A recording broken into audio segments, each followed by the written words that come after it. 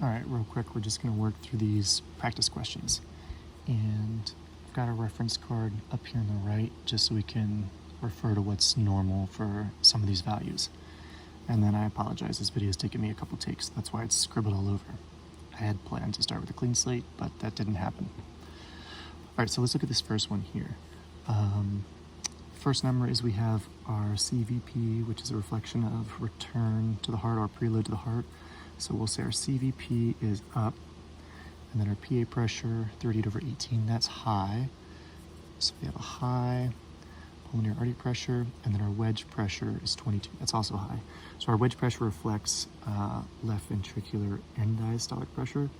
So we'll just put that here, pulmonary artery wedge pressure. So if we're looking, if we have a high value here, and here, and here, we just kind of work through where we might have a problem. So if we had a problem over here on the right side of the heart, yeah, we might see a high CVP, but we wouldn't necessarily see blood back up all the way over to the pulmonary system. So that means we probably have a problem not here, but all the way around over here. So somewhere on the left side of the heart is where we're seeing a problem. And that's causing blood to remain here at the endodiastole, back up into the lungs, and then back up through the right side of the heart over here.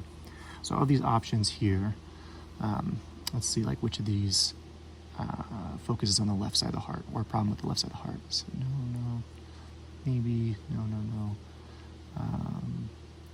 Yeah, so our most likely option here is going to be F. So if we had a mitral valve issue right here, so if this valve is not working, we could get blood flowing from the left atrium into left ventricle, and therefore we see a pressure here at the end of diastole being higher than we would expect. Yeah, I did say that right. So let's put F down for that. We can always change our answers if we need to. Now we'll move on to the next one here.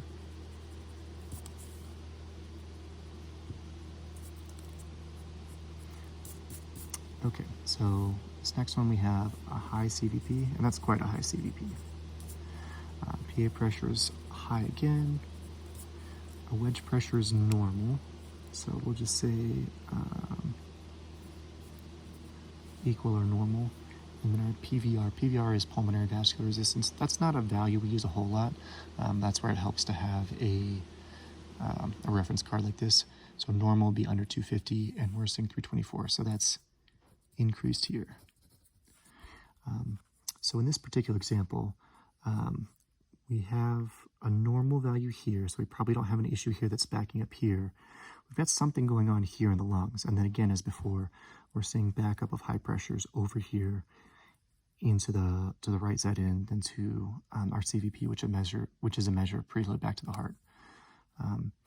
So something is going on in the lungs, and of our options here, that one, yeah, so pulmonary arterial hypertension is our most likely guess here. All right, so let's erase those guys. And we'll carry on to the next one. Okay, so we got a cardiac index of 2.2. That's a little bit low, so we'll draw it over here on the outflow from the heart. So cardiac index is low. Our CVP is 12, so that's a little bit high. Our wedge pressure is 6, so that's normal. And then our SVR is 1560, which is a little bit high of normal. Okay, so in this example, this stuff over here, let's see. Cardiac index is low. We're responding by increasing our SVR. We don't have an issue with outflow here because our wedge pressure is normal. But it looks like we have something going on over here on the right side of the heart because we're getting a high CVP. So let's kind of look through these and see what might cause like a dysfunction over here on the right side of the heart.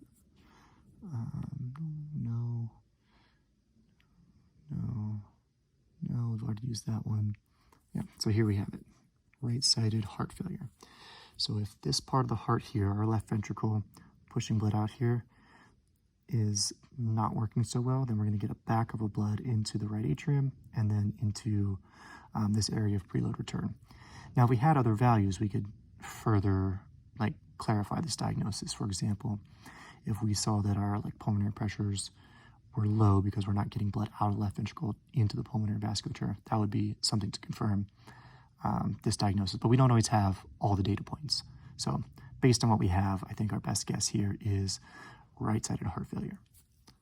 All right, and then let's erase these guys and we'll carry on.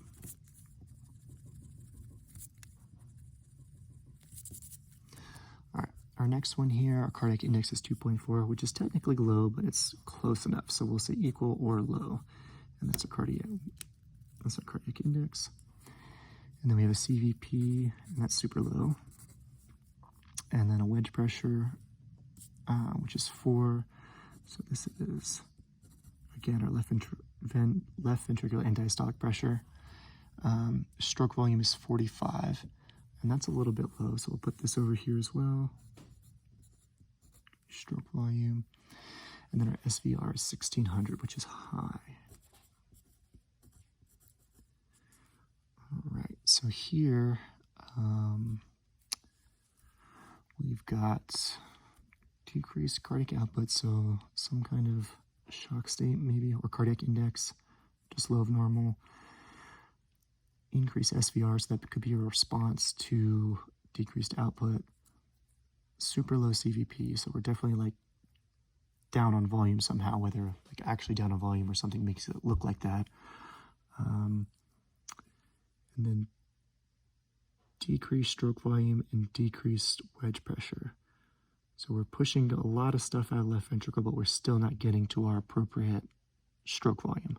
So this particular situation leads me to think this is like a hypovolemic shock state. So we just don't have enough volume going around. Our response here is our increased SVR.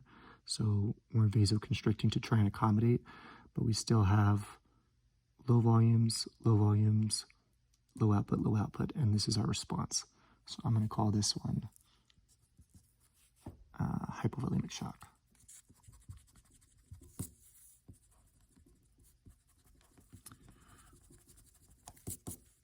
All right. So our next one here, we have a CVP of 3, so a low CVP, cardiac index of 2.5. Again, that's borderline, so we'll say that one is equal or maybe a bit low. SVR is down. Systolic blood pressure is down. And then our heart rates. So let's do heart rate off to the side here, and that's down. So this one is just a classic example that you often see. We don't necessarily need the graphic for this one, but we have a shock state based on like a borderline, maybe low index and low values. Normally we'd see like a compensatory increase in heart rate, but we don't see that. So this would be your neurogenic shock state. So that one is relatively straightforward.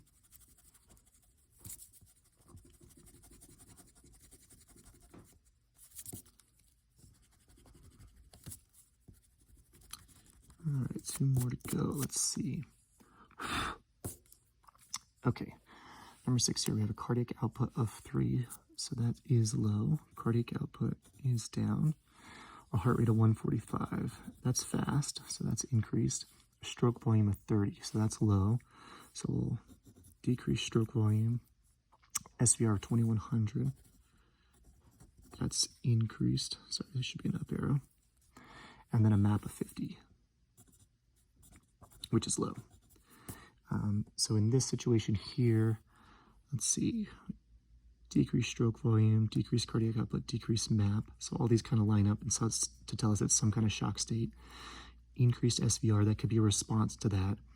And then an increased heart rate, which could also be a response. So this is like some sort of shock state. And the trigger here is that we have a decreased stroke volume. So that leads us to think that it's like an issue here with the contraction of the heart pushing blood out, which would be a cardiogenic shock state. All right, and then the last one, although we could just look at all of our options and see what's left, we'll still work through it just like we did with the other ones.